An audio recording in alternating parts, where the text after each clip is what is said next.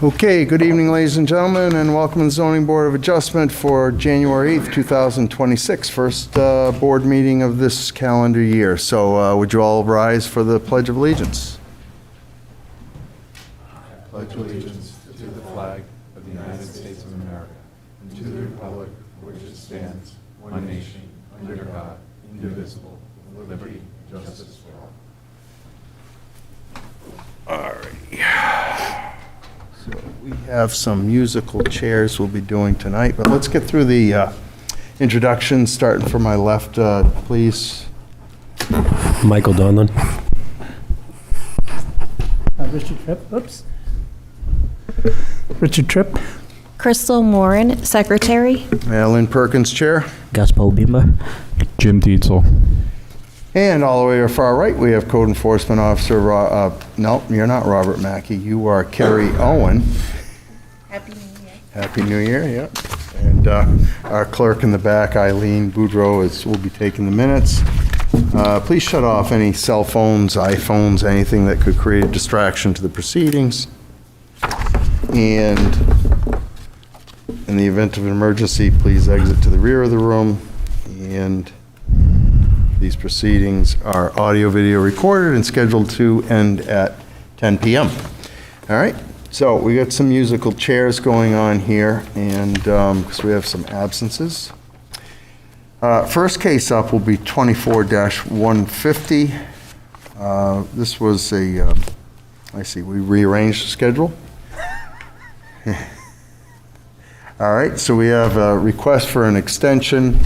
Mr. Donlin and Mr. Dietzel, would you sit on this, please? Yes, sir.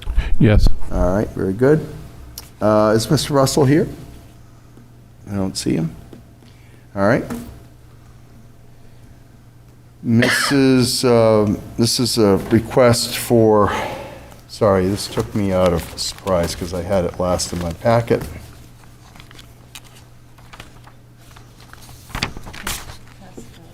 Is it Pascoe? I have GR Development. Oh, okay, got it right here. All right, GR Development. All right, this is a request for an extension to a variance and terms of Article 6 and Section 165-40A. And Mrs.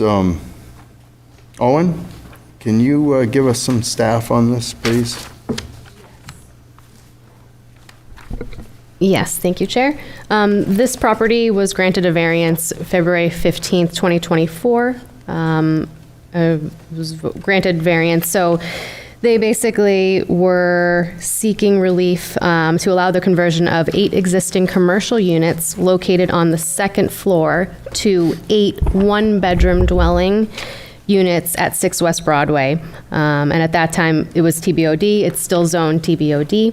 And again, it's coming up on the 2-year expiration, which is February 15, 2026. So they're requesting an extension as they're working through and finalizing their planning board documents to come to TRC and continue the process. All right, a statute typically allows a 2-year extension. You think we should stay with that?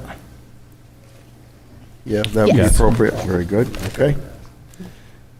Comment from any of the board? Mr. Dietzel? I really have no comments. Okay, Mr. Donlin?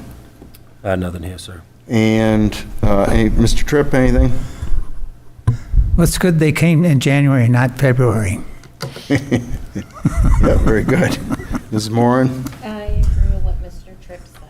All right, well, I have no comment on the matter. Code Enforcement has presented this, and despite the applicant not being here, I see, is there anybody here who wishes to speak on this matter? Anybody for or against? Seeing nobody rise there, so there's no comment from the public.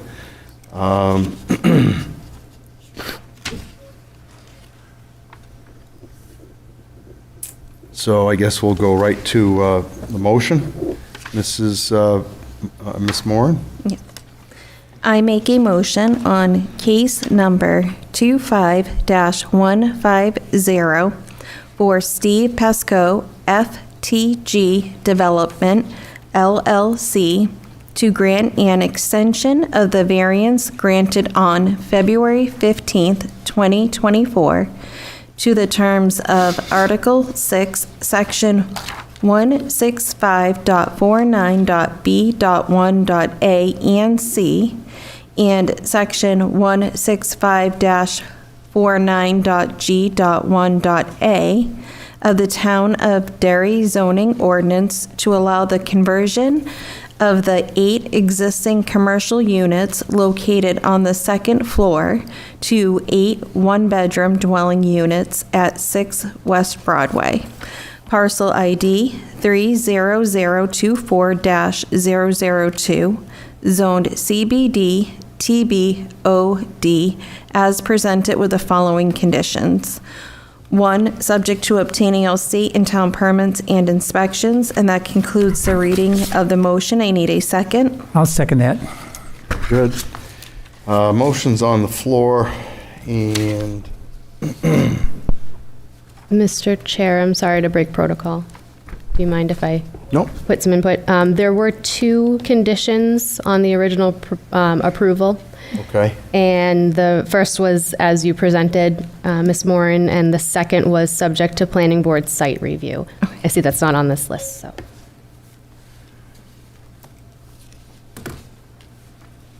Do you not have that on your? No, but I'm writing it now. Okay. And I would like to add, subject to planning board site review, and now I need a second. I'll second it again. Mr. Tripp, second that. I'm sorry, hang on just a second. We need to get through the finding of fact. And Mr. Corbett texted me he's not going to make it, so just bear with me.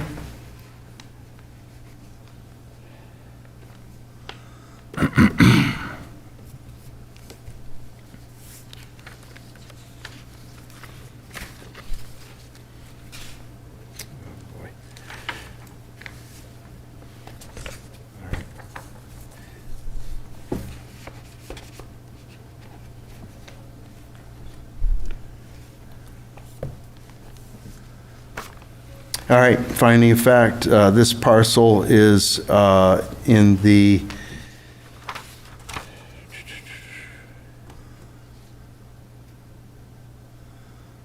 CBD zone. It has an existing, it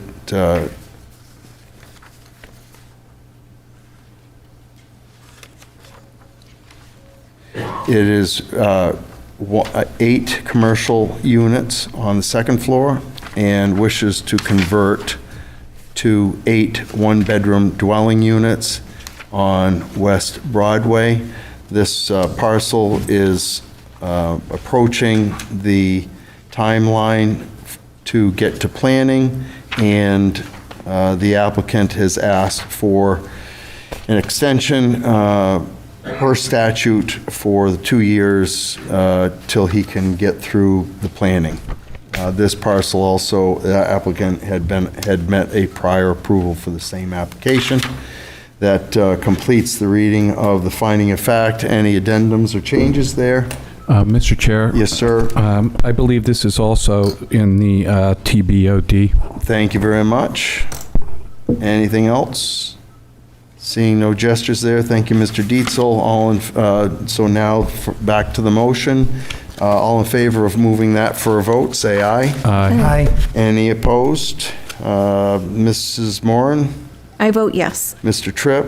I vote yes. Mr. Donlin, I'm sorry. Yes. Mr. Dietzel? Yes. And Mr. Perkins says yes as well. That extension has been granted. Mr. Chair, if I may, for your awareness, I want to inform you we do have Mr. Corbett attending remotely. Oh, very good. Okay, thank you very much. And now on to the next case. All right. Mr. Corbett, yeah, I see you're here. Mr. Preventer has informed me. Are you prepared to do finding a fact, or do you want me to carry it on? I haven't. I tried to speak up during the last one. You basically spoke upon what I would have added. Oh, okay. But I have the next two as well for you. You've got the next two? Yes, Mr. Chair. Very good, thank you. 148 and 149. Got it, okay. Next application up is 25-148. That's Gary Russell. Owner is Helen Russell Protection Trust, and co-owner is John Russell Jr. Family Trust. Here to present is Mr. Lavelle. I'm sorry? James Lavelle. James Lavelle, licensed surveyor, that's right. Nice to see you, Mr. Lavelle. And Mr. Obimba, would you sit in, please? Yes, Mr. Chair.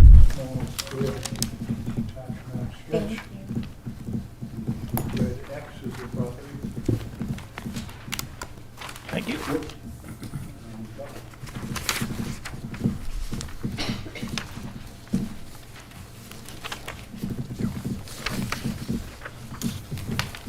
Also have the opposite size, which is the record plan of the property. Well, if you'd like, you can just present, or do we not have that copy? Okay, thank you.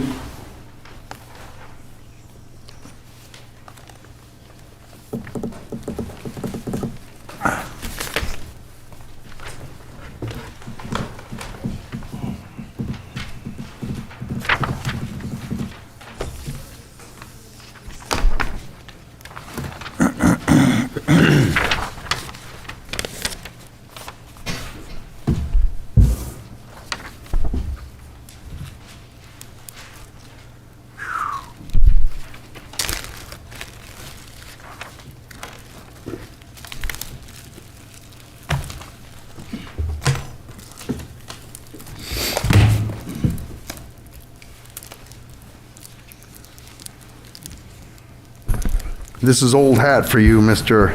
is. Lavelle, correct? So just a reminder, we ask you to read those 5 criteria for the record, and then you can barrage us with your points. 50-plus years That's right. in my current business location. The lot is shown as parcel E and D on that record plan.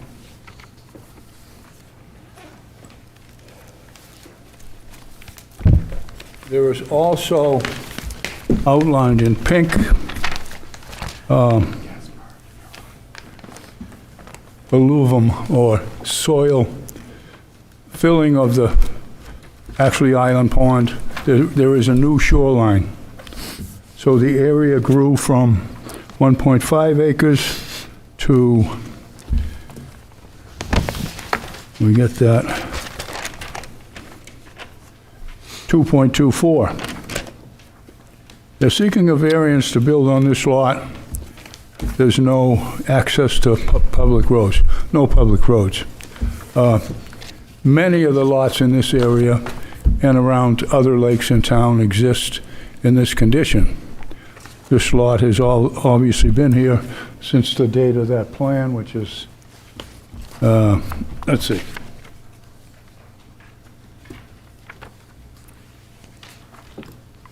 (1970). When the Algonquins had it? Yes. Yeah, okay.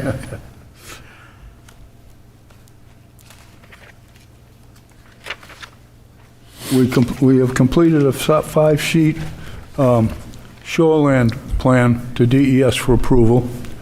That has been up there since October. Our shoreland plans were completed, and they should be, we got a word from them, they should be approved within 30 days. The proposed house and septic can't be submitted until the state shoreland plans are approved. The house is going to be basically 40 by 50, 3-bedroom, on that lot. Do you want to read this into the record first? I'm sorry? Do you want to read this into the record first, your application? The market price? 5 criteria? 5 criteria? Yes, I've got that. Yeah, your application, can you start with that? I'll get to that. Thank you. Okay. Again, there are many lots of the same. If you look at that little tax map there, those 2 long lots above it to the lake also use that right-of-way coming in from the other road. Granting a variance would be in the public interest because it would allow for the applicant to improve the property as many others have in the same area, and building a nice new home on there would increase property values. Thank you. See if that was, is this on? Yes. Okay. Again, it's very similar to other lots in the area, also served other homes. Granting the variance, substantial justice would be done. There would be no gain to the public that would deny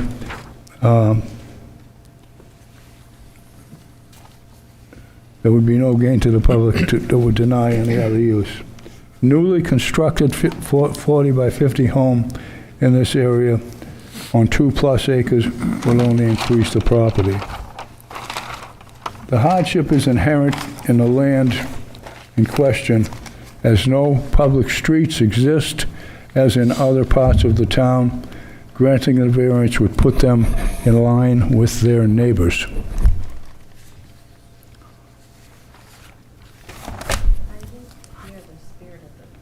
No, I think you missed a couple in there. Spirit of the ordinance? I thought I snuck it in there. Yeah. If you did a good job. Let's see.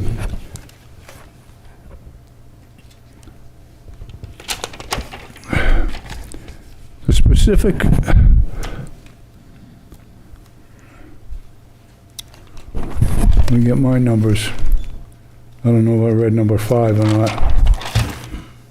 Number 1, granting the variance would be in the public interest because it would allow for the applicant to improve the property as many others in the area have, increasing property values. Number 2, the variance is similar to those, it's very similar to those in the area. 3 access, there's also access serves other homes further away from the public road than theirs. He hasn't said spirit Granting the various with that verbiage. substantial justice would be done. There would be no gain to the, I don't mind asking you any question for him. no harm to the public. There's nothing in the area changes. Number 4, newly constructed 40 by 50 home in the area, 2+ acre lot would only increase the property values. Number 5, hardship is inherent in the land in question as no public streets exist as in other parts of the town. Granting the variance would put them in line with their neighbors.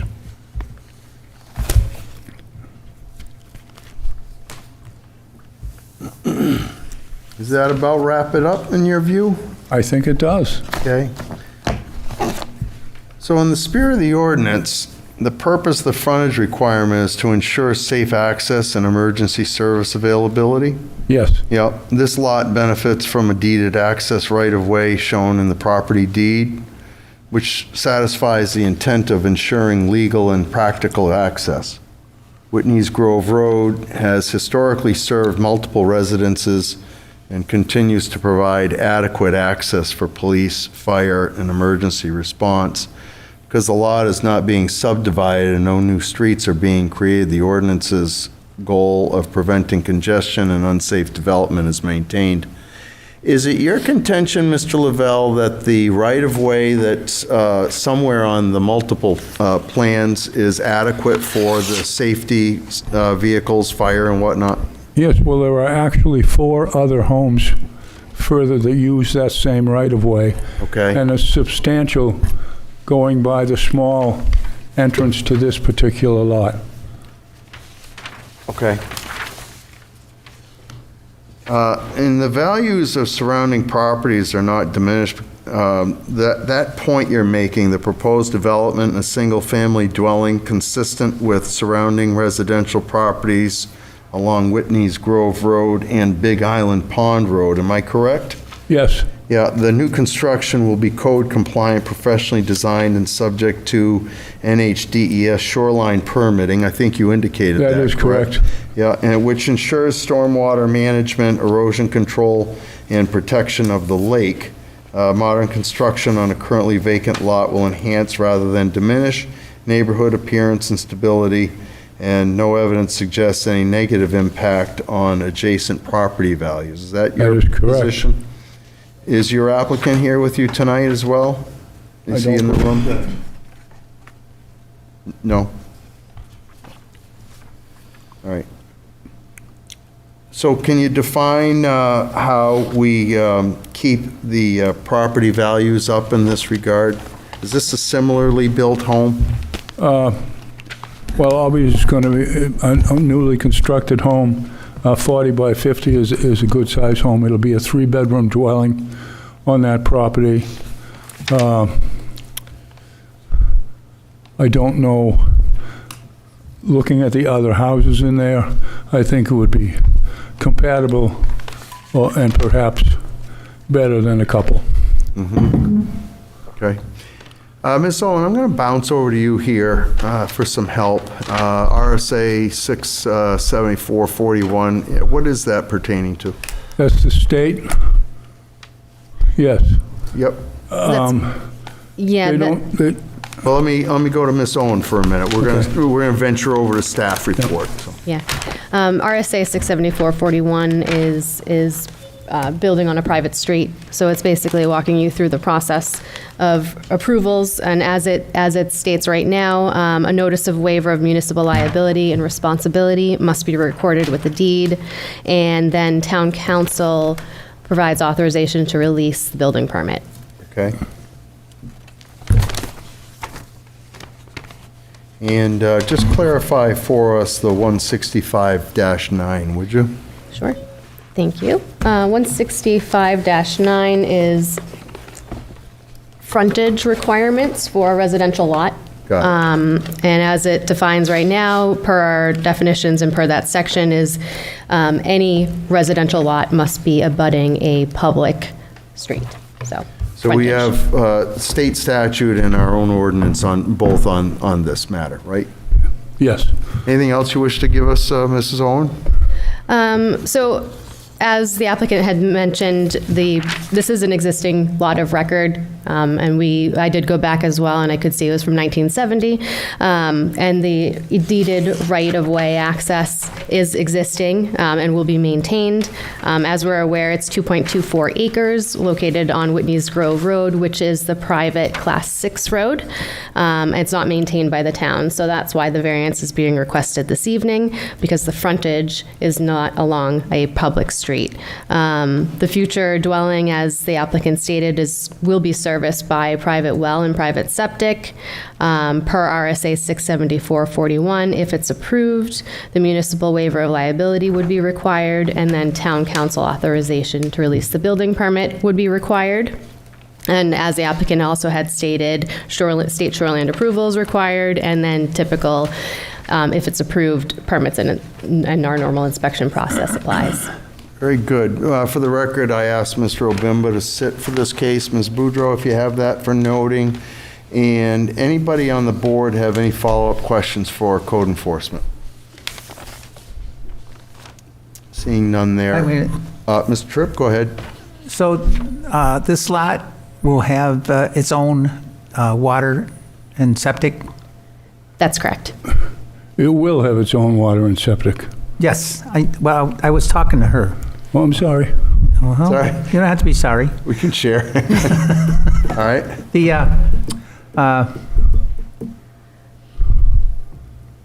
let's see.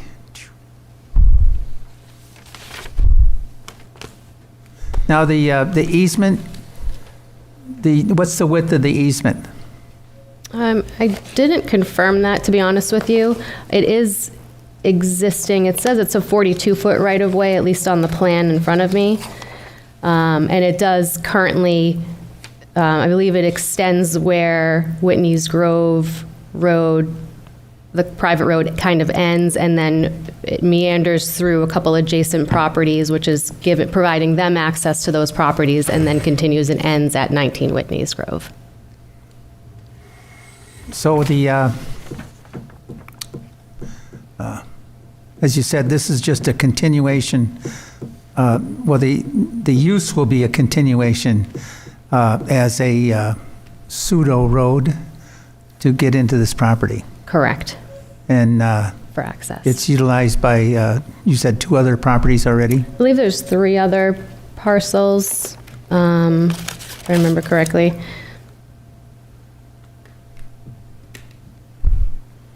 Or at least 2 other parcels, and then would access this 3rd parcel, correct? All right. Well, thank you very much. You're welcome. Mr. Lavelle, you had a more detailed map you had offered to distribute. Does that show us the right-of-way in more clarity? Board motion to accept the drawings from Mr. Lavelle. I'll second it. Thank you.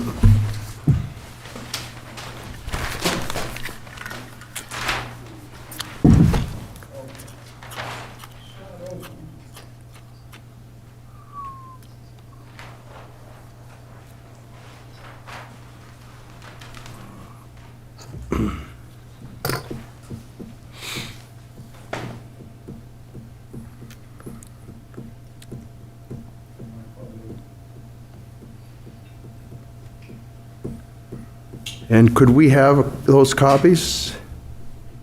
I'll give you this whole plan set. But these are the shoreline plans. Here's the right-of-way, 42 feet wide. This shows the roadway continuing past to the other homes. Down here shows an unimproved pathway that ran along the shore. And this is where that increase in property happened with the filling. I think what they actually did was dredge out the lake here above the entrance to the dam and put the soil on this property back in the day. That would be our existing conditions plan. This is a proposed conditions plan, again, showing the right-of-way with the 40 by 50 dwelling, the septic system way back in the corner, as far away from the lake as we could get it. That is basically 150-foot reference line from the lake is here. Nothing can happen within 50 feet of the lake. This shows the total area to be disturbed for construction of the dwelling and the septic system, which would be the impervious conditions plan. One goes out toward the lake to where they want to put a dock.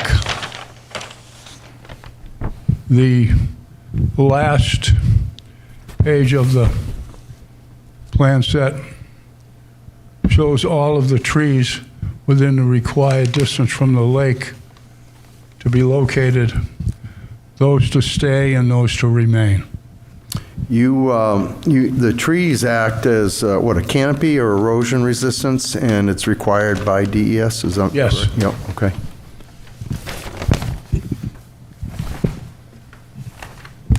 Anybody have any questions for Mr. Lavelle? No. Mr. Mr. Obimba, you all set? I'm all set. Mr. Dietzel?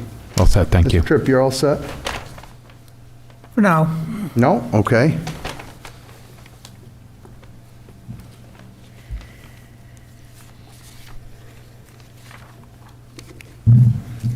Or are we going to get? Oh, did you say for now or I now? said for now. Got it, Oh, I thought okay. you said no. I was Yeah. waiting for you to talk. That made two of us. So we're going to get that set of drawings? That is this. Oh, this is it? Yep. Oh, all right. So you okay with that? Thank you. Okay, you're welcome. All right, anything else, Mr. Lavelle? I'll make a call to public. No, thank you. All right. So I'll make a call to public. We'll see what they say. We'll have you step back and give these folks an opportunity, and then you can rebut, okay? So first call to public is anybody who wishes to support the application. You'd be a direct abutter or somebody aggrieved by this application. Seeing no one rise for that call, this would be an opportunity to come forward for anybody who's opposed to this application. Oh, Mr. Corbett, I'm sorry. Are you all set? Yes, I'm good, Mr. Chair. The plans are laid out pretty clearly. All right, very good. Sorry, I didn't mean to get past you. Sir, come right up.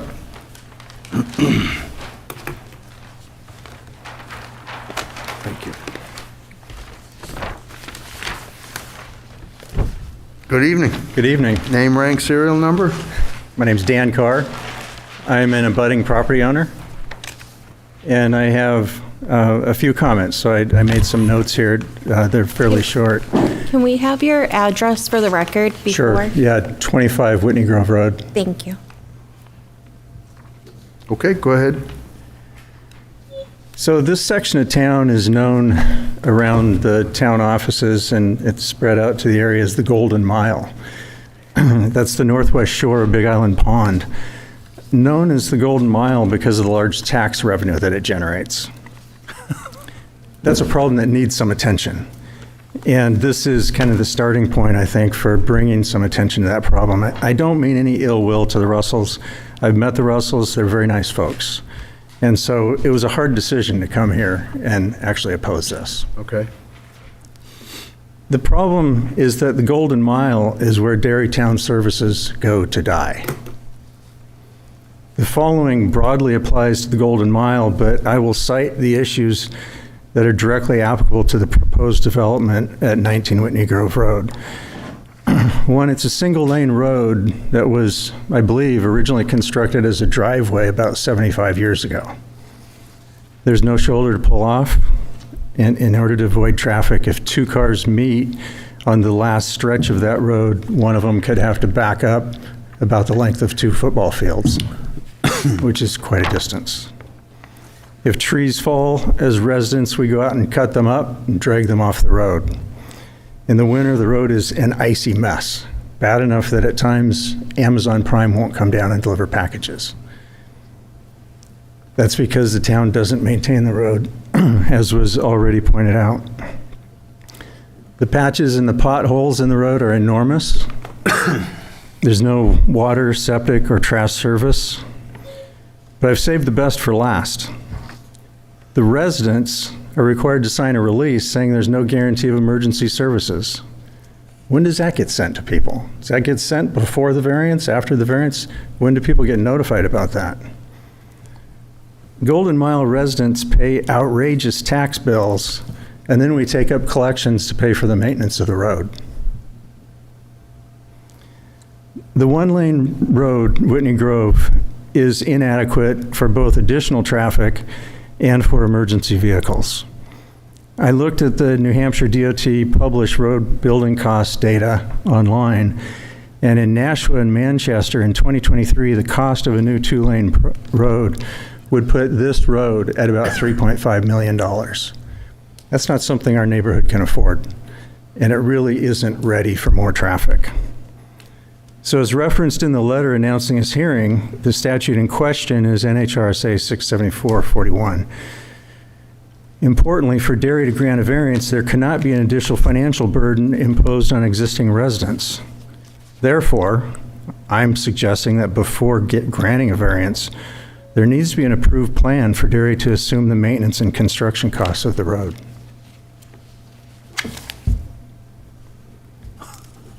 it. Yep, hang on a second. May I ask a question? You may, Mr. Donlin. Approximately how many houses are serviced from where the road narrows down, as you testified to before?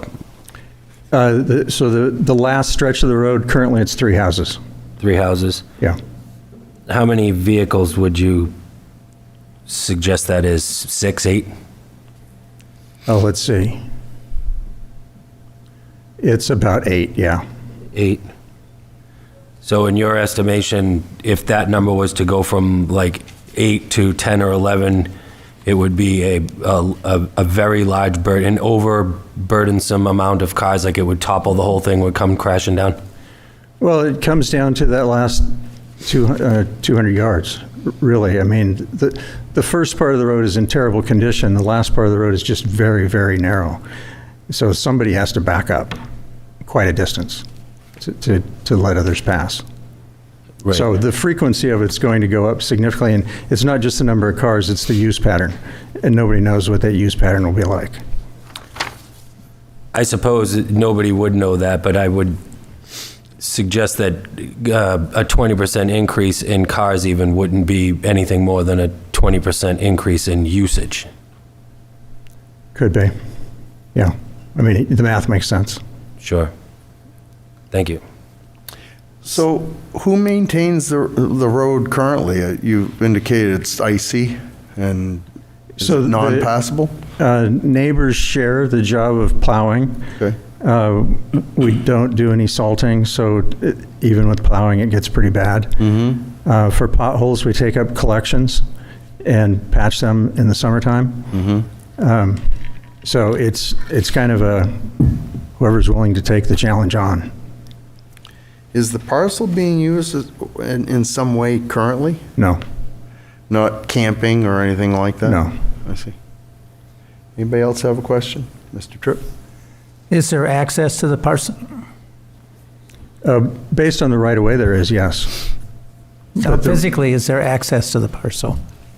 Well, you'd have to put your hiking boots on. But yeah, you can walk back there. But you cannot drive back there. No. Can you drive up to the edge of the property? You could drive to about, I'm going to say, maybe within 40 feet of the edge of the property where the right-of-way is. So the people that are adjacent to this property, how do they get to their property? So the people that are adjacent to this property are to the north of this property. Okay. So as they come in, so on that map up there, you see Whitney Grove Road coming in from the left side, from the direction I'm facing, and then you see Whitney's Grove split off about 2/3 of the way down, again to the left. That's heading in the northern direction. And so this property is to the south of that road. So they take a right-hand turn near the end of that road. So where is your property? It's out on that point. Move a little bit further to the right. Yes, out there. And where is the property of the, Straight down from that, down there, yep. And thank you, Mr. Preventure. It's a great help. So where does the access to this parcel come in? Is it from the southern road or the northern? The northern road. So that Whitney's Grove Road there, yep. So if you scale along that, just follow it towards the end, a little bit further towards the end, up about there. It splits off and goes down, yes, down there. And so there are no houses down in there once it splits off, is that correct? That's correct. Oh yeah, just all wilderness. Yeah. Is there a brook there that they'll have to pass over? There's some wetlands. I don't know that there's a brook. I see. I just see the path where Mr. Preventure was moving the cursor. Where does the road split? Is it where that arrow is, or cursor? So where the right-of-way comes off, move the cursor back a little bit. It's right about there. I see. Yeah, a little bit more towards the lake, probably. I think, So, you currently, the current road is what you're maintaining, you're struggling with, that the town does not take care of, correct? all the way back out to the main road. Okay. Yeah, it's about a mile. So, if this were approved, how does this, what is your position that this affects the other homes? Because and I'll just phrase it this way, which is, it seems like having one more person home down there helps contribute to the maintenance. And is that not how you see it? It also helps contribute to the wear and tear. So what kind of cars do they drive? How do they drive? Things like that. And then are people going to voluntarily put into Offer our help? plot? You never, we have no means to make people contribute. So is it your position that the town should adopt this road Yes. before we give this approval to this individual? Yes. Seems like planning had a similar situation last night, did they not? Yes. Yeah, over on Cemetery Road?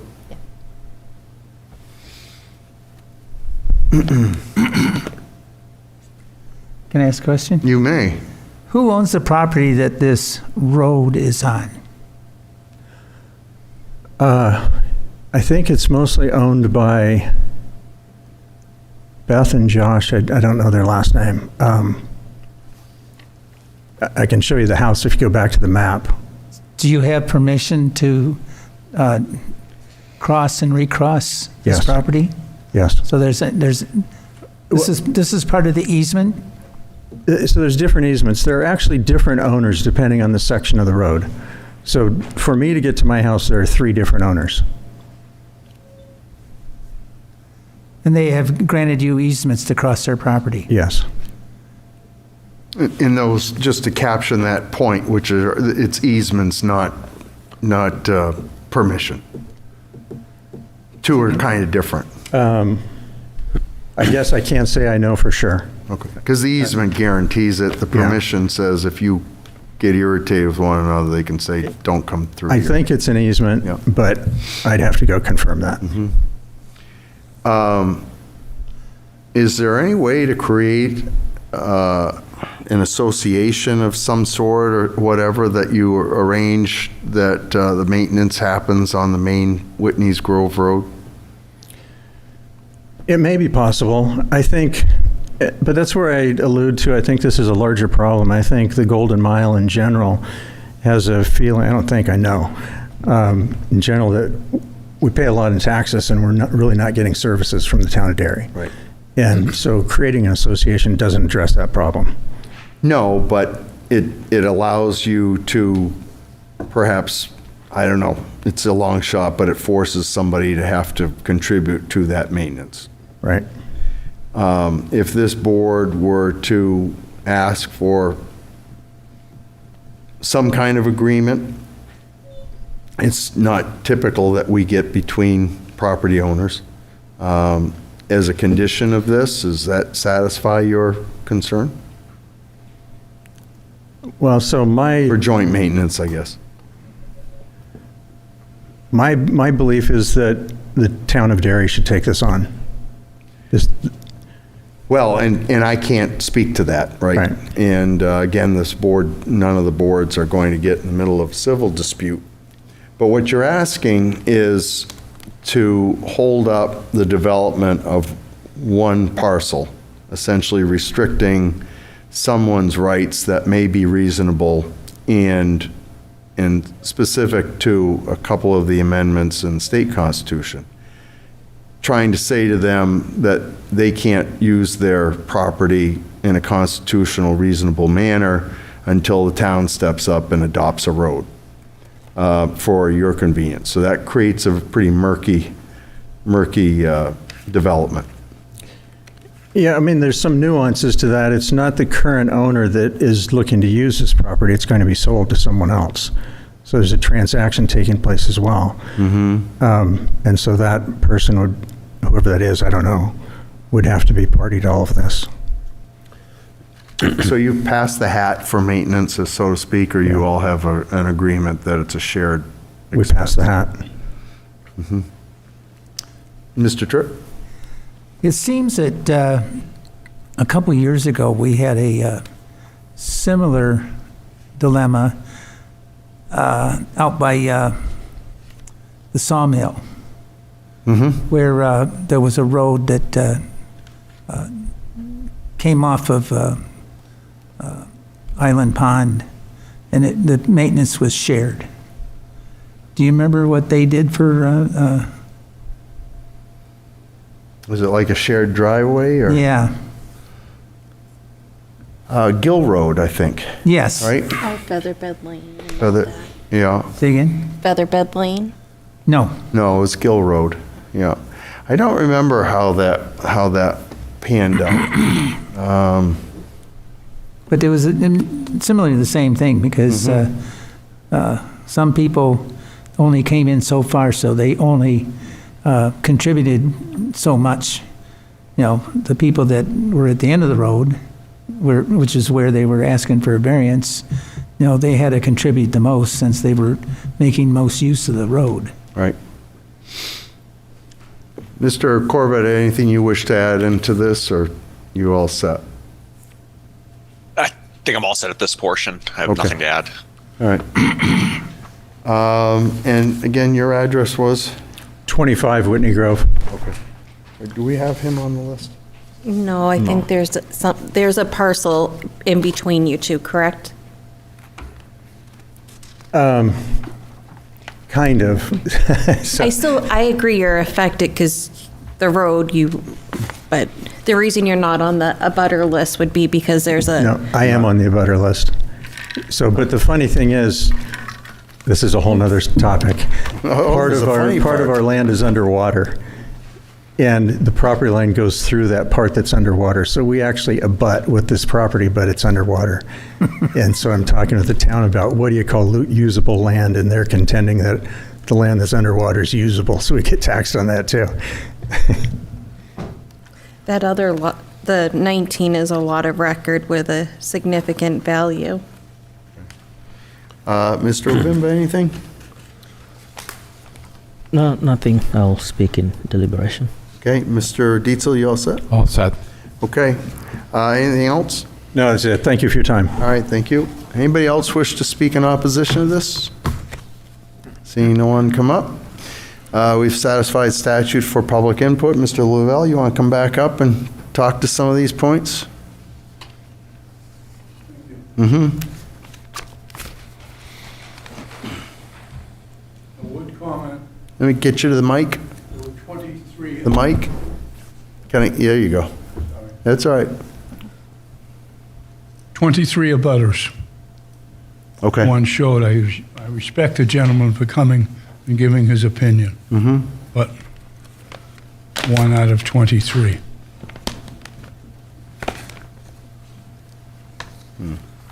Okay. Anybody else have any questions for Ms. Lavelle? I'll make a motion to go into deliberative. Wait a minute. Wait. Can I ask Carrie a question? You may. Did you mention that they were supposed to be able to have emergency service? Or is this something that they'd have, like the person testifying wanted to say that they just have to sign a thing saying that they accept that they have no services? Correct. So as the state law states now, the RSA 67441, so building on a Class 6 private road, in this example, they would be required to sign a municipal waiver of liability, which basically is any municipal services, maintenance of the road, and then, school services, school bus, potentially mail, emergency service response could be slowed down. So they're acknowledging that all of that because of the location and the access challenges. So they would be required to sign that before a building permit could be released. From there, it goes to town council to authorize the release of the permit itself. And the applicant's use of the private road, who approves that? I'm thinking that it goes to the overview of the town council when they look at it in some way. I think there's any open door for consideration for anybody that has to approve this. Seem fair to you, Ms. Owens? Sure. Yep. Did you want to, is there anything else I might be missing? No, I don't believe so. I think that if this wanted to be, if the town wanted to consider adopting this as a public road, I think there would need to be some further evaluation and potential planning board involvement as well. Well, it seems to me that there'd have to be some fairly heavy vehicles utilizing this private road in order to build a septic and, I don't know, drill a well, which is why I asked the question, who approves the applicants using this private road? So the way that I see it is if it's approved this evening, ideally the board is authorizing the construction of a new dwelling on this lot based on its access and frontage. And then therefore it's permitting from there. But if the applicant has no approval to use a private road, then basically he truly is landlocked. Well, I Well, he think still has a right of way. there's a right of A way. right away. Right. So they could technically drive to the property without a house. All right, that's true. There is a right of way. Okay. Well, this is interesting. Yep, we'll give an opportunity for rebuttal, so go ahead. So 23 abutters. Isn't a butter, does that include? Can you sit down, please? Oh, yeah. And we just would ask that you speak to the mic. Sure, okay. As Mr. Tripp is trying to be delicate about. So Well, I Mr. can't Llewellyn hear very mentioned well, 20 so it's that's all why I asked people to speak into the microphone. No worries. Mr. Llewellyn mentioned 23 abutters. So to have that many abutters, it must include people on the other side of the water, on the other side of the lake? Is that considered an abutter? Yes, It is, okay, because they use different roads. correct. So that's a completely different situation. The people that actually use the same roads, abutters, there's 3. But that's why I brought up that even though you might not touch him, it will affect you every day. Yeah. Okay, very good, thank you.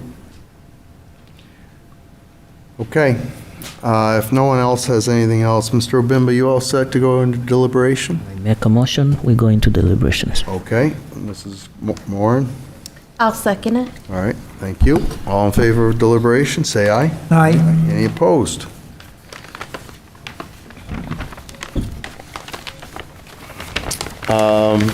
Anybody want to start off? Mr. Corbett? It's definitely a bit of a unique one. I almost agree a bit with what Mr. Tripp was saying. I can see, while it's not by definition landlocked, I can really see how the property for its current use is basically landlocked. I apologize, forgetting the abutter's name, frankly, but I also can see, the frustration of, having the nickname of the Golden Mile and then as much as on them. However, I'm not really sure what we can do regarding that within our purview. I wonder if that's more for planning, if that's for town council, but absolutely sympathize with them there, especially the way things are going. But as far as this property is, I appreciate the plans. The impervious plan I found helpful. I think the property does easily fit a 3-bedroom house. I think it's a good use for the property.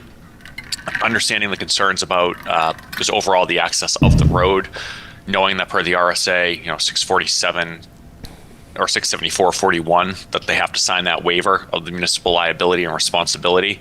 I do think that's also specifically there for why the town won't take ownership of the road.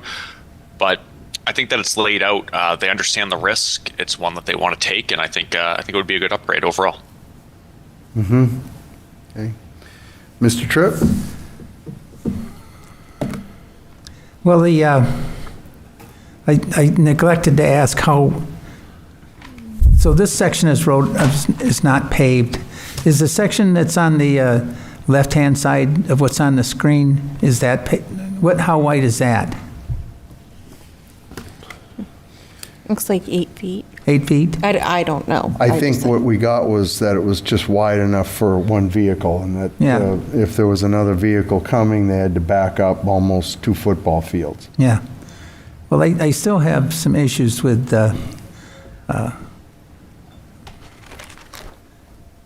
I know they have I think the verbiage is the right to cross and recross. Is that an easement? And apparently, this section doesn't appear to be improved much. You know, so they obviously must have a right to cut trees down to keep and haul trees away. But then this becomes an issue: is once you cut the tree down, what are you going to just throw the wood on the side of the road? It's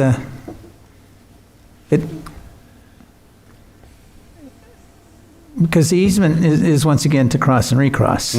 But I don't think it's the easement includes cutting. Well, it might include cutting down trees to maintain passability. But what you do with the wood once you cut the tree down, that's another matter, because you'd have to either haul it away or just throw it in the roadside. And I don't know whether the easement would approve of that. I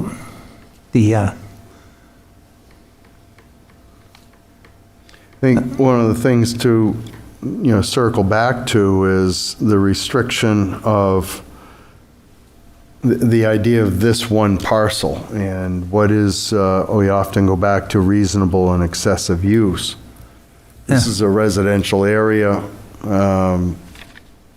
and this property is currently vacant. It meets the criteria for individual septic system, and which is a criteria to get a permit. And it's not up to the town to get into disputes between property owners, which is what this is shaping up as, which is this one property owner, or maybe 3 of them, saying, well, if you put one more house out here, you've got to ensure somebody else shares in the cost, but there's no definitive shared cost. It's passing the hat. It's in itself imbalanced. So essentially, somebody that lives at the end of this road could end up paying 50% of the cost, and 3 other people could divide up the other 50% because they don't live all the way down the road. You agree. Never know. And so for us to get into that matter, though, I'm empathetic to the tax issue, and we see that outrage growing more and more, including in Brentwood today. It's not our place to get involved in that. We just have to circle back to the land use aspects of this alone. And so you have to look at this and say, does this property, is it meeting all the criteria? Is the criteria to give this property owner the same thing that the abutting property owners has egregious? And in my viewpoint, I don't think it is, though I'm empathetic to the abutters complaint. I'll rest. You can take up from there, Mr. Tripp, if you'd like.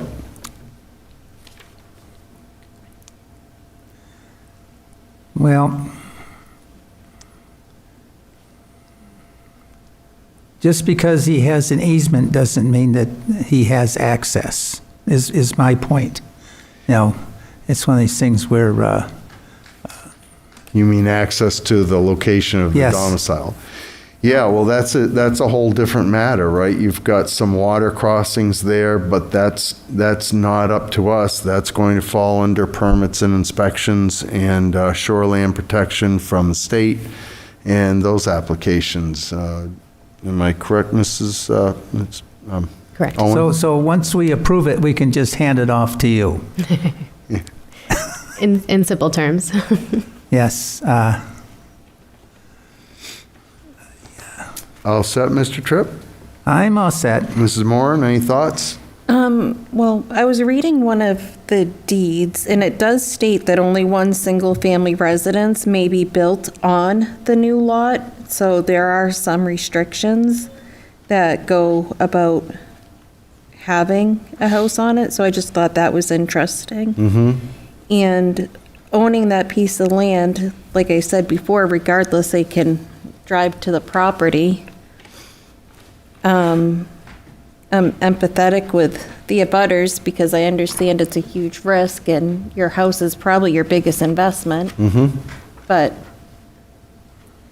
you can still, if they wanted to clear everything off except for the trees that are, I don't know, in the deed that are X amount away, they can. And then they can just use their land. They can have a dock, they can have everything, just not the house. Okay. Mr. Obimba? I'm looking at the criteria that we have to satisfy here. I don't believe it's an enormous ask. You mentioned the constitutional right to use the land. They're requesting a single-family residence on the unit that's permitted in the district. It's a 2.2 acre lot. I empathize and feel the concerns raised here, but I also think if we look only on the merits presented for the ask here and not going into the dispute being raised, it's still a reasonable request. Okay. Any other questions at all regarding this? You're all set? I think I'm all set. Okay. All So I right. got another Mr. Tripp, go ahead. comment. So the people that live up the road, they have an interest in the improvements that they've made.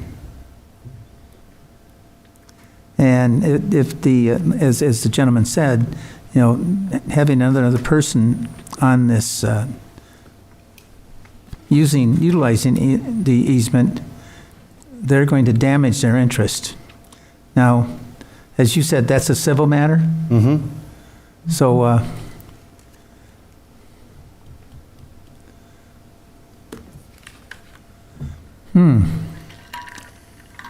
it's a, well, then what's the one criteria, the 5 criteria, is it doesn't damage the abutters' Property value? property values. Yep. Well, And it's not contrary to the public interest, because We can't assume every single person that would buy that house wouldn't contribute. it's true. But then you would think if they're here asking for a variance, they would have mentioned that during the presentation. I think at the same point to that, if somebody were to buy one of the existing houses, we can't make a guarantee that they would pay for it either. And usually we have people come in front of us that have intention of buying the land and want to say it's a hardship, but and we want it to be the landowner already, and they do have the hardship. They're not buying into it. If that makes sense. try that again. So we typically have potential customers coming in saying they want to utilize this property for X, Y, and Z, and because they don't own it, that's hard to see that it's their hardship. So what we typically say, essentially this abutter is doing it as they've had this lot for a long time and they want to utilize it. Even if it is to be sold, they own it as things change and evolve and houses, I don't know whose house was built first or any of that. They essentially do have that hardship because they've owned it. Well, there's two ways of taking that, right? Somebody's under purchase and sale agreement, and they're coming in to apply for perhaps a residence, and they talk about having a hardship. Sometimes that hardship, if it's going with the land, is truly that hardship, which perhaps someone's selling that parcel because they don't have the expertise or the ability or the funds to do something with it that might be exceptional. But on the other hand, if you have somebody that's in a situation where they're looking to redevelop something, perhaps commercially or something, and they just choose to develop in that spot, and they don't own the property, haven't owned the property historically, that becomes a different matter, which I can see your point there. And there's definitely some intent for building because it talks about developing the land in one of the deeds. Okay. If everybody's all set, we can structure the motion. Mr. Tripp, you all set? I'm all set. Okay, good enough. All right, so we have subject to obtaining all state town permits and inspections. Are there any other conditions the board wishes to establish for this motion? I know the RSA covers the municipal waiver of liability, but do we want to put it in as well? You okay with it being under permits and inspections? You want to separate it? You can keep it under permit and inspections. I Okay. think that is Very part of, good. it's required. And we know that it's established already, applicant has that expectation. Very good. You all set, Mrs. Moran? I am. Any other considerations? Mr. Corbett, you all set? I'm good, Mr. Chair. Okay. All right. With that, we'll have a motion come out of deliberation. Say, please, Mr. Obimba. I'll make the motion to come out of the Thank you. deliberation session. Second by someone? I'll second it. Thank you, Mr. Tripp. All in favor of coming out of deliberation, say aye. Aye. Aye. Any opposed? All right, we're out of deliberation. Mrs. Moran, you have a motion to read. I do, thank you. I make a motion on case number 25-148 for Gary Russell to grant a variance to the terms of Article 3, Section 165-9 of the Town of Derry zoning ordinance and an exception to New Hampshire RSA 674.41 to all the construction of a single-family dwelling on a lot without frontage on an unapproved, it should be public street, correct? It's a private street. Correct. So without frontage on a public street. Parcel ID 15016-004, zoned LDR, as presented with the following conditions. We have one, subject to obtaining all state and town permits and inspections, and that concludes the reading of the motion. I need a second. I'll second the motion. Mr. Chair, Yes, sir.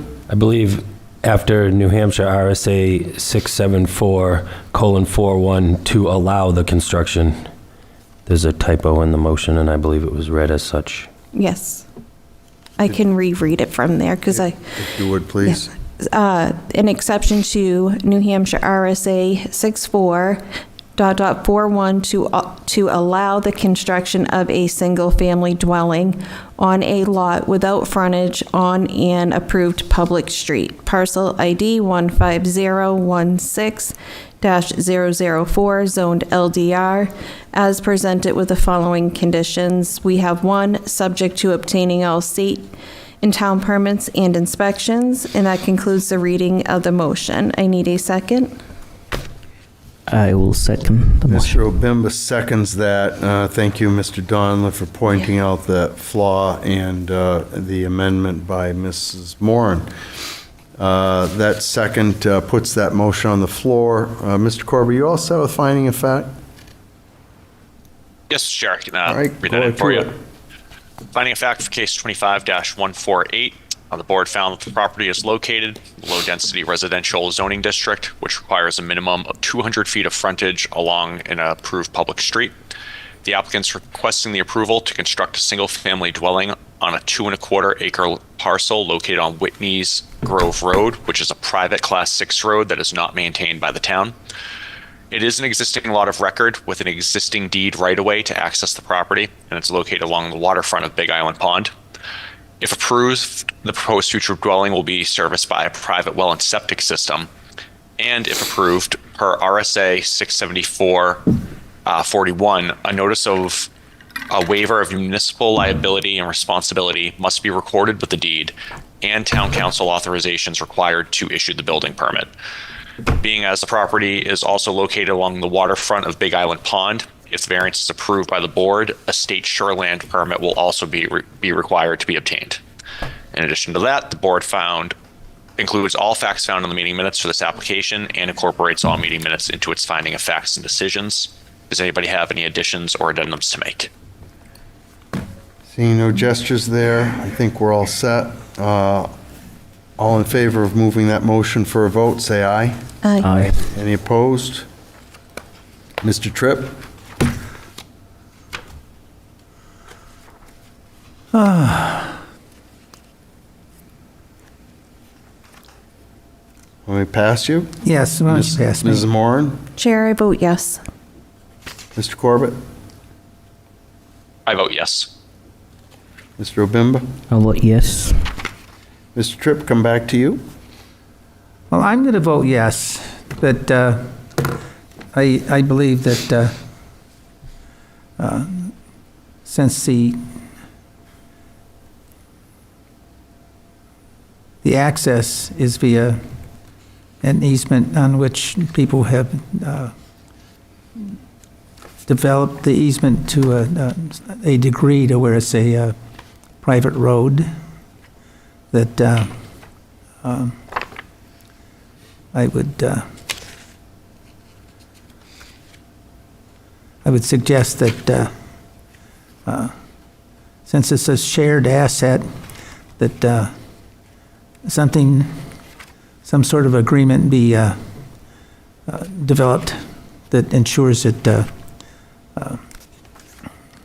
applicant has use of the shared private road. Okay.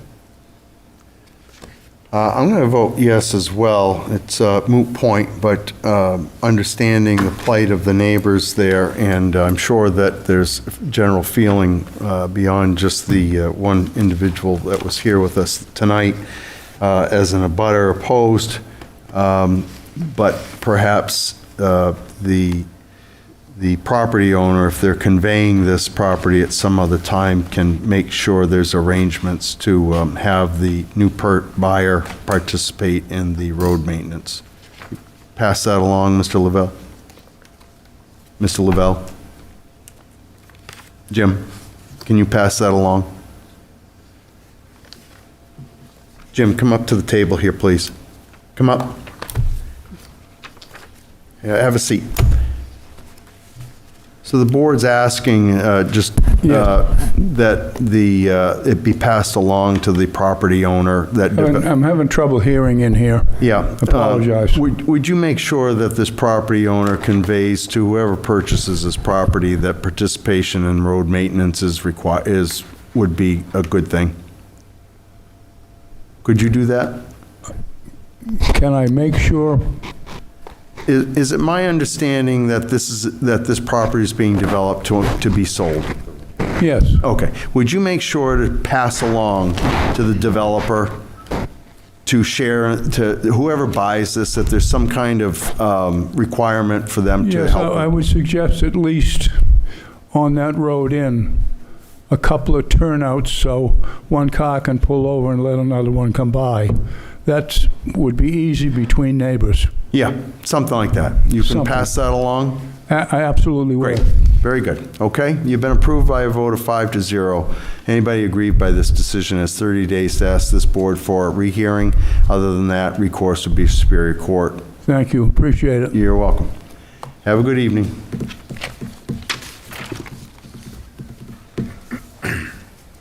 All right, next case is case number 25-149. You have an exception there you want to announce? I am going to recuse myself as I am a direct abutter. Very good, thank you. Mr. Donlin and Mr. Dietzel, would you sit on this? And Mr. Dietzel, could you read the motion for us on this?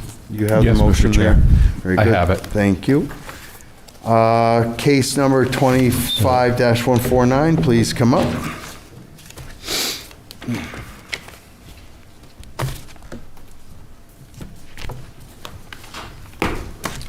Gentlemen, how are you tonight? Good evening. Doing well, thanks. I'm John Arnold, an attorney at Orrin Reno. I represent the applicant, GR Development. Okay. And this is Jim Waterman. He's the executive VP of Washville Car Washes. Okay. If we may, could we pull up the GIS map? I'm not sure who controls Mr. that. Prevention, can you help us there? Thank you. Yep. So we, by the way, we're just our protocol. We ask that you read the 5 criteria for the record. You start right off with that, if you would. We'd like that, and then proceed accordingly as you'd like. Okay, I can do that. I was going to give you a little bit of background on the project first, but if you prefer the reverse order, I can accommodate that. Yeah, if you would, please. Sure. So, actually, let me just back up for 1 second. Before I get into the 5 variance criteria, our application made a preliminary request. There's a threshold issue here about whether a variance is needed in the first instance. And we had some meetings with staff leading up to the application where staff made a zoning determination that car washes are not allowed anywhere in the town of Derry, and that we need a variance to build a car wash on this property, the Industrial 2 District. We applied for that variance per that instruction, but we respectfully disagree with that zoning determination, and we believe that car washes are allowed as a use in the Industrial 2 zoning district. The Supreme Court has said that when a zoning board considers a variance application, they have a duty as a threshold matter to decide whether the variance is needed in the first instance.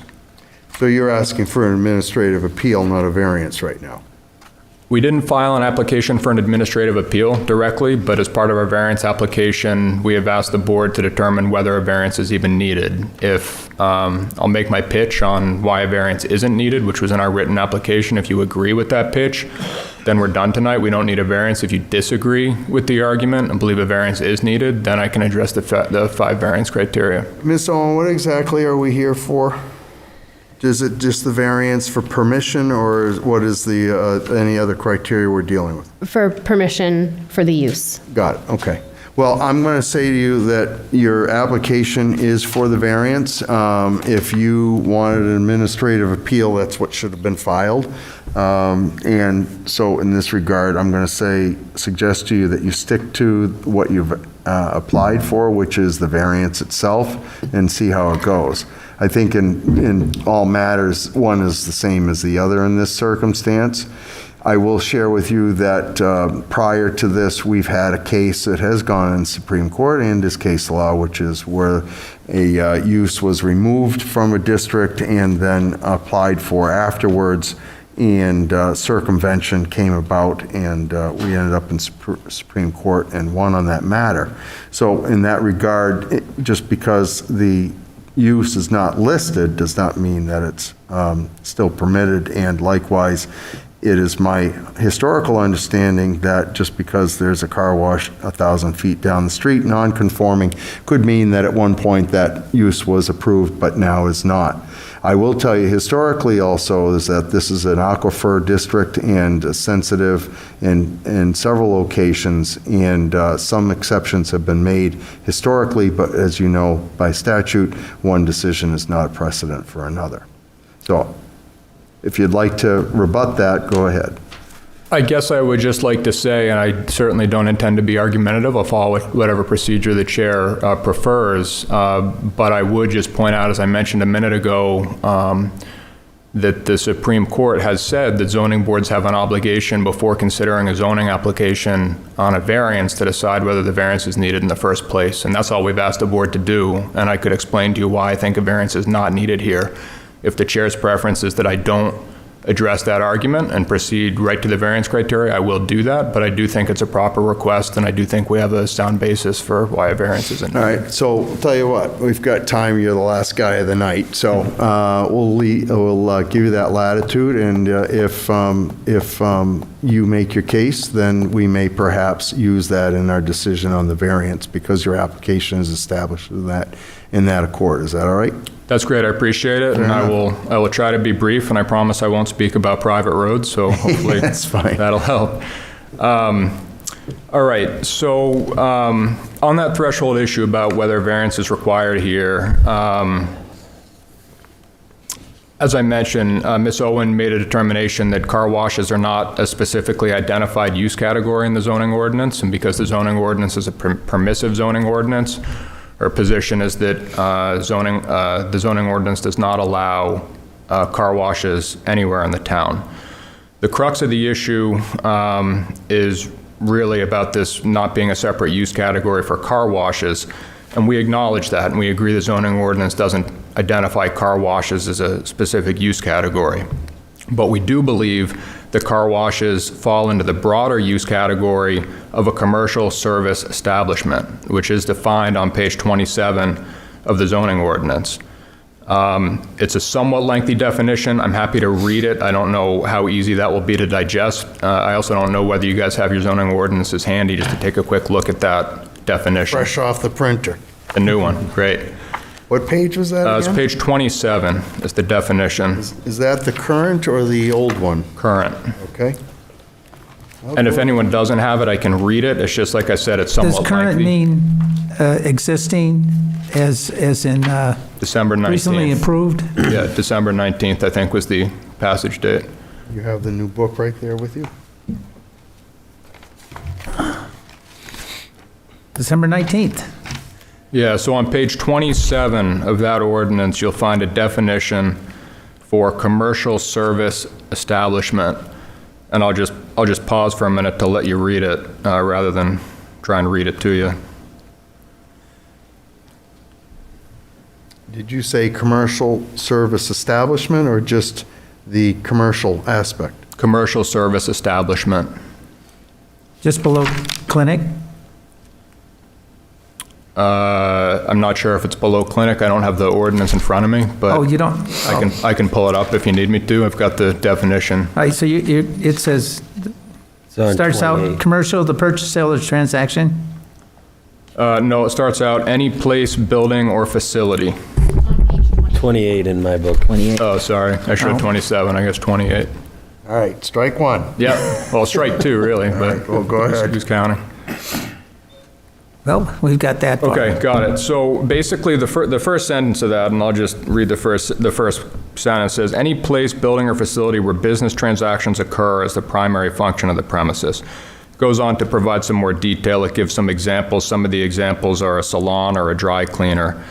The definition is very broad. It's basically any business that provides a service. And I think we all have a pretty good grasp on what a service is, but the dictionary definition in Oxford is a business whose work involves doing something for customers but not producing goods. That's what a service business is. I think it's clear that a car wash is exactly that. It provides a service of washing customers' cars. Doesn't produce any goods, it provides a service. This very issue came up in Manchester several decades ago and actually also made its way all the way up to the New Hampshire Supreme Court. In that case, an applicant sought to build a car wash in Manchester, and there was an abutter who opposed that project. And the abutter said, look, the Manchester zoning ordinance doesn't have a specific use category for a car wash, and so car washes are not allowed in Manchester. They're not allowed where they're being proposed. Same type of analysis, same type of argument that's come up here. The Supreme Court said, no, that's not right. The Supreme Court said a car wash is a service use. And under the Manchester ordinance, there was a specific use category for automotive services. And the court said, look, a car wash isn't specifically defined, but it's a common service use. It fits within the broader definition of automotive service uses. Automotive service uses are allowed in that zoning district. It was the industrial zoning district in Manchester as well, and therefore it's allowed. The court also pointed out that it would be illogical to interpret the ordinance in a way that prohibited car washes in the industrial district, because in the industrial district there were a number of other more intensive, hazardous, noxious uses that were allowed. And so, from my perspective, our situation is very much the same. I respectfully believe that it is not a reasonable interpretation of the zoning ordinance to say that car washes are not allowed anywhere in the town. I believe that a car wash fits squarely within the definition of a commercial service establishment, and commercial service establishments are allowed by right in the industrial 2 zoning district. That's my argument as a threshold matter, that we don't need a variance for this use, but I'll pause there and appreciate your courtesy in entertaining that argument before I move on to the variance if it's needed. Zone, this district has had a historical aspect about granting automotive services. I believe the one has been there from the dawn of man, and others have had special exceptions granted to them. I'm hoping you know this better than I do, so I don't have to flip through pages to find it, but what is the restriction of use on automotive services in this district? In the district.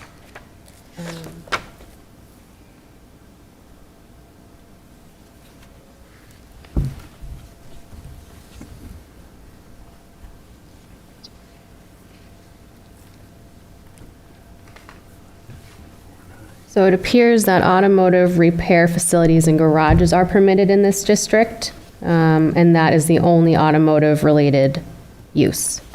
Yeah, auto sales are not, correct? Correct. Yeah, which is kind of odd. You'd think vice versa. And thank you for that recollection. We have not seen a case in this district in quite a while, as I can recall.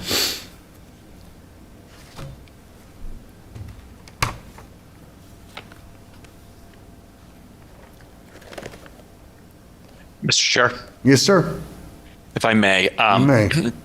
I've had the ability to do a little research while I'm here, and trying to find this for you, the North American industry classification system for a car wash falls typically under commercial use under automotive repair and maintenance. Okay.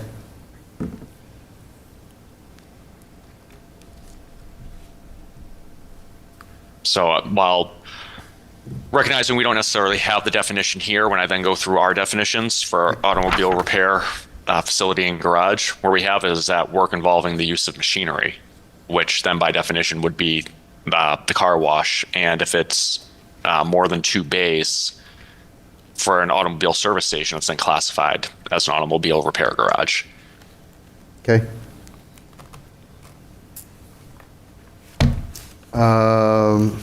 Anybody have any comments on Mr.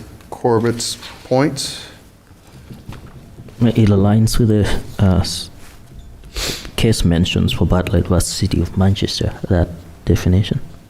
All right, try that again, Mr. Bimba. I think Mr. Corbett's commentary aligns well with the New Hampshire case of Bartlett versus the City of Manchester, NH 634 and 641.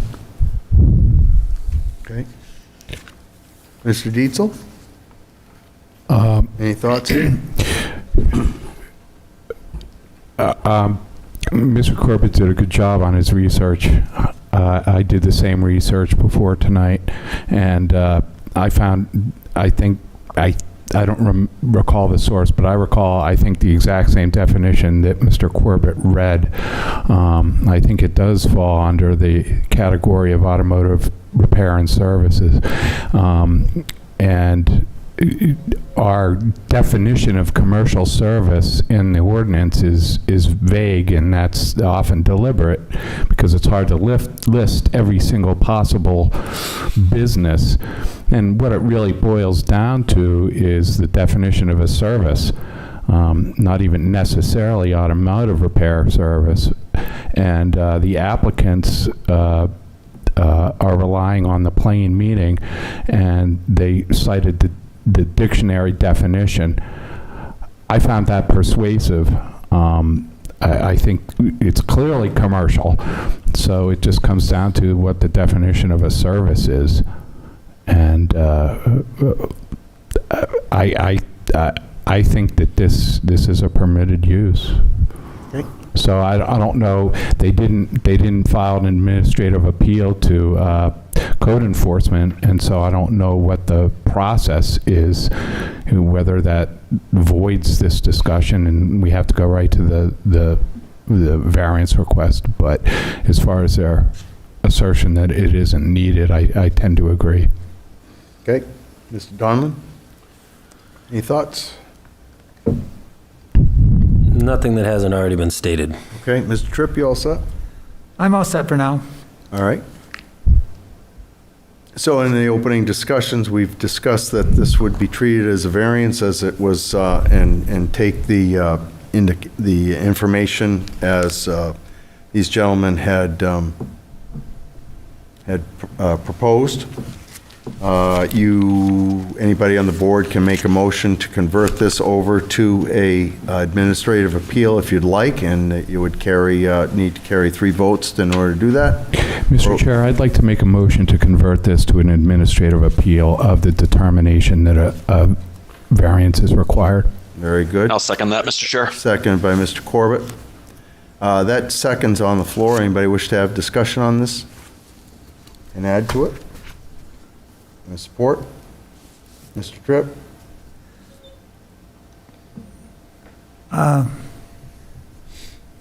Do we have anything that documents what an administrative appeal process is? The administrative appeal is simply tell you what, Mrs. Owen, why don't you help us out there?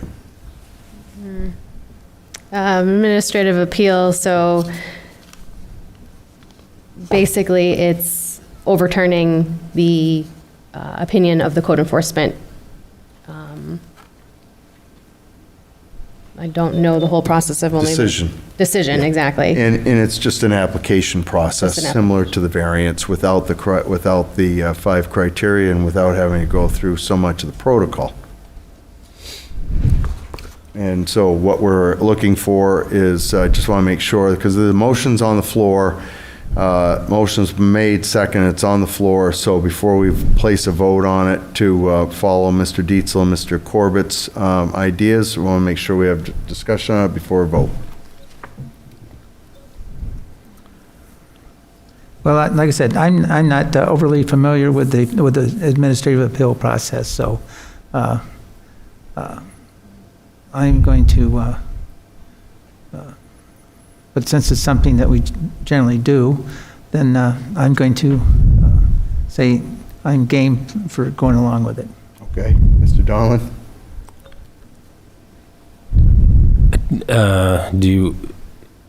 Are you in support of the motion? Yes, I'm in support of it, yep. Okay, all right.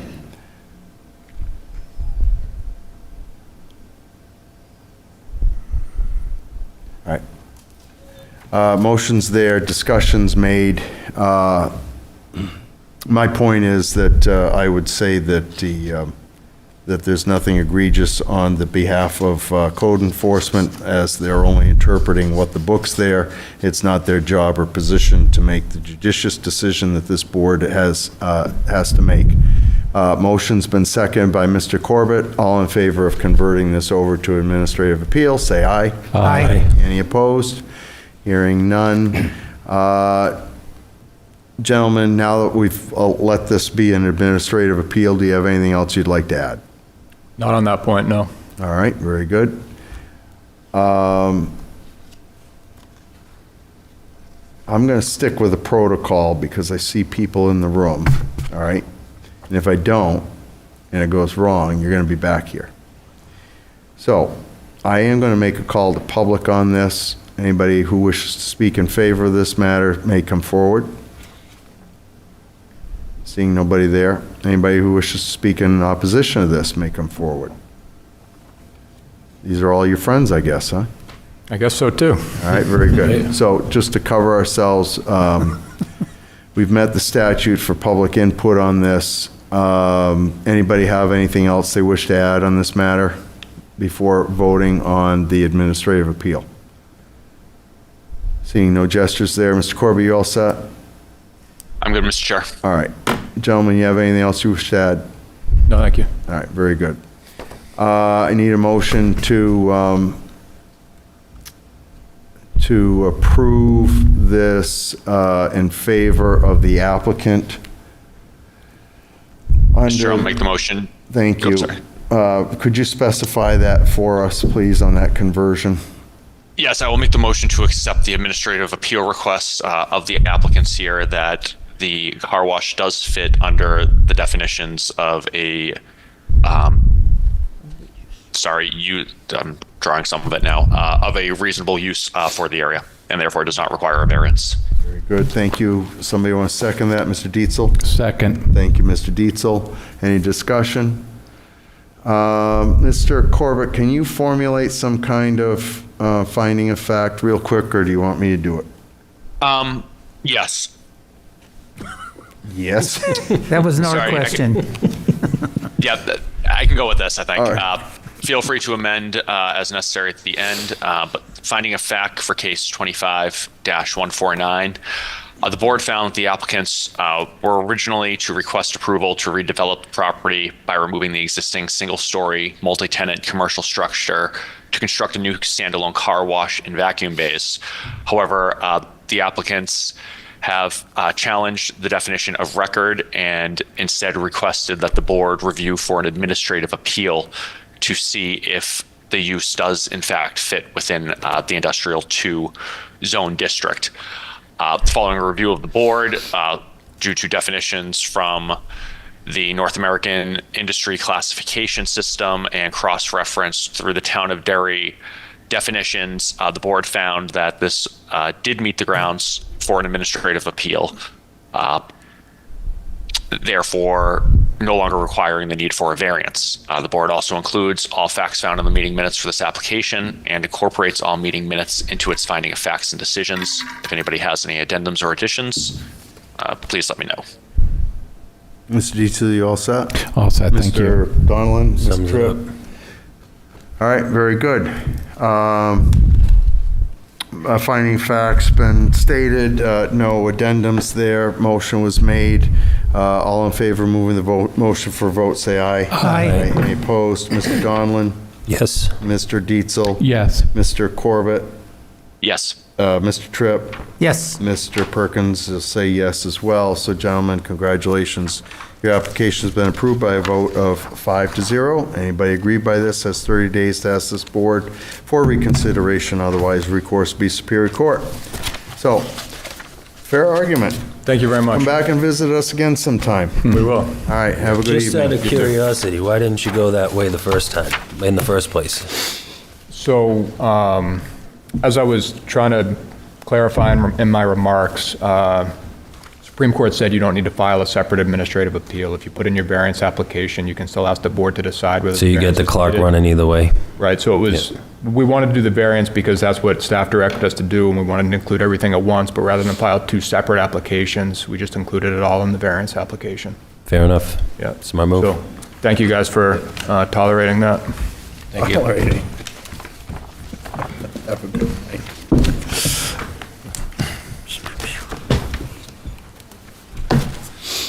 All right. Can we, do you see a conflict with suspending the first reading of the policies, Ms. Owen? No. Why don't we suspend the first reading of the which is on our agenda. First reading of the policies, I'll make procedures. the motion to suspend the first reading of the policy and procedures for the ZBA. You all set with that, Mr. Corbett? Yes, thank you all for that. All right, could we have a second there, please? I have a second. Thank you on Mr. Obimba's motion. All in favor of that motion, say aye. Aye. Any opposed? So we'll relist that on the agenda for the next board meeting for the first reading, okay? We have Correspondence, New Hampshire Town and City publication, if anybody's interested in it. We have outstanding minutes from 12/4, 12/18. We have no inquiries on those? There's amendments made on the No 12th. inquiries on those? All right, very good. Could we table those minutes, please? Motion to table, please. Motion to table the minutes from December 4th and December 18th of '25. Very good. I can have a second, please. I'll second it. Very good. All in favor of that motion, say aye. Aye. Any opposed? Hearing none. All right, we're all set. Mr. Corbett, thank you for tuning in. I appreciate it. Have a good evening. Yes, thank you all. Sorry for being And- remote. And we don't have a meeting next week. See you in February. All right, other than that, this board has no business before it left, so we have no board meeting until February, correct? I Correct. suspect. I'll make a motion to adjourn. Very good. Thank you, Mr. Dietzel. Could I have a second, please? Second. All in favor of adjournment, say aye. Aye. Any opposed? Hearing none, we're adjourned. Have a good night, everybody. Boy.